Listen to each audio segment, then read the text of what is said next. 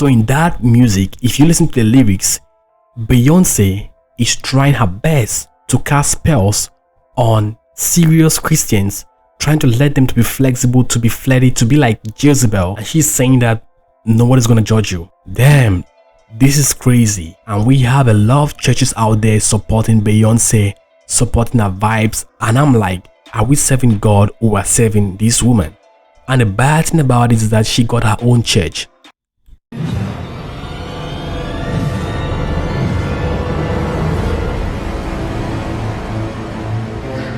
Yo, this is Value. Welcome back to another video.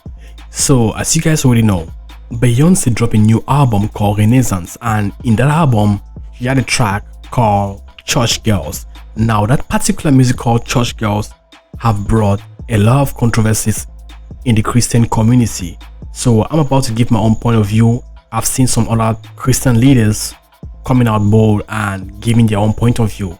So before we dig deeper, please hit the like button if you're new, subscribe and leave your thoughts in the comment section. Personally, it's been a while since I listened to Beyonce. In fact, ever since I realized that Beyonce sold her soul to the devil and that she's pushing up their agendas, I don't listen to her music, I don't listen to her tracks.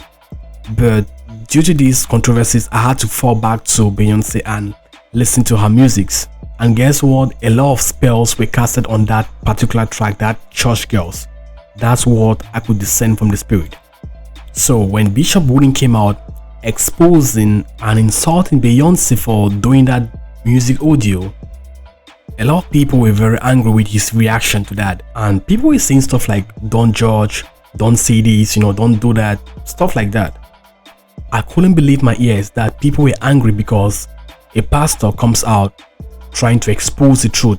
If you listen to that music, that Church Girls is so insultive. In fact, it's blasphemous to the Christian community, because you won't believe, okay, like no one is against Beyonce. Okay, if Beyonce wants to sell her soul, make billions of dollars, become very famous, do her things, like let her do it, like it's on her. But when she goes to the Christian community trying to taint it and make Christians feel like they don't have to be holy, they have to be carnal or worldly, flexible, being bitchy, being irresponsible, or let's say being like a prostitute, you see that all these things goes against the Bible. So we understand, okay, as a spiritual person, if you're a Christian, you should know by now that this girl, is it a girl, a woman, this woman sold her soul to the devil for money and fame, and that's why she's number one in the game. But there's this sugarcoating of Christianity, and it's mostly in the Western culture where they sugarcoat the truth about the Bible. They make it look like you can be flexible, and because of all these things, you will see how most of these Christian parents, they allow their children to listen to satanic musics, and their kids get possessed, and they wonder why their kids behave funny and behave uncontrollable at home. And this is the thing that is why I always try to let you guys know that please keep your kids away from the world, because the world is not out to save anybody. The world is out to destroy souls. Okay, the things of the world are out to destroy souls. And for those who know, Beyonce was a Christian. She grew up in a Christian home. She went to church, she sang the choir, and God was shining her light on Beyonce, so she was performing very well. But the devil saw her talent, and the devil wanted to exploit her talent. And that's what the devil did. If they see that you got talent and you got potentials and you having an eye towards fame, money and success, they can easily trade that with your soul. And that's what Beyonce did. And personally, I can't judge a person for selling his or her soul, because at the end of the day, it's his soul or her soul. So we don't judge Beyonce for doing that, but we judge her if she tries to push the agenda on the Christian community or on the other people who are innocent and have no idea of the shady deals they did on the dark side. When I listen to the music called Church Girls, I realized that Beyonce is not just talking about Christians in general, okay? She said church girls. Now, if you call it church girl, I mean, it's someone who really loves God, who really, go to church, dress responsible, not like those of the world, you know what I'm saying? Yeah, loves God, dress responsible, not sleeping around, you know, doing the right things according to the Bible. That's a church girl. Nowadays in America and in other countries, the Bible has been sugar coated and people are just going to church, but they don't know about God, like they don't serve God.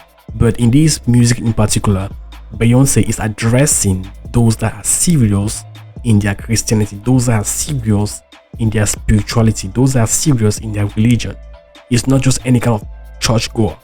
Those are the people that she's targeting in that her video, and she knows that she has a lot of followers that are Christians, and they're mostly young people. You know, nowadays a lot of young people have smartphones, you know, devices, so they always fall upon those kinds of musics. So she's trying to like pull their souls by casting a spell. The music is not about, forget about what she's saying, the music is the spell, the spells that are being casted behind those words. So because she don't really care about what people say, she cares about the spells. Because when you listen to music, all I see is spells giving you direct instructions. Okay, church girls, do like this, do like this, do like that, and no one has the right to judge you. That's exactly what she's saying.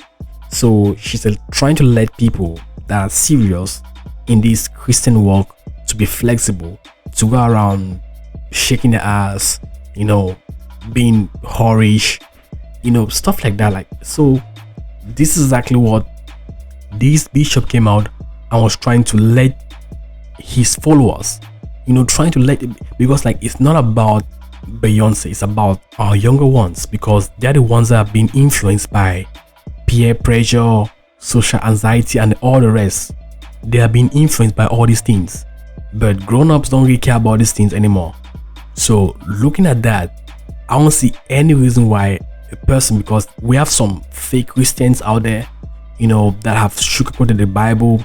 They have taken the world and brought into the church, and now we are just like, there's no difference between a person in the world and a person in church. And they have become so blinded. Now when they see the truth, when they see a person who is spiritual trying to expose these things, they get angry with that person. I understand that a lot of Christians go to these concerts, they go to all these shows, and they watch all these movies. They are being influenced by these things one way or another, but when the pastor comes out to expose these things, it's not for people to come out and bash on the pastor for being bold and start using verses like don't judge or you be judged. You know, stop misquoting the Bible backwards and forward.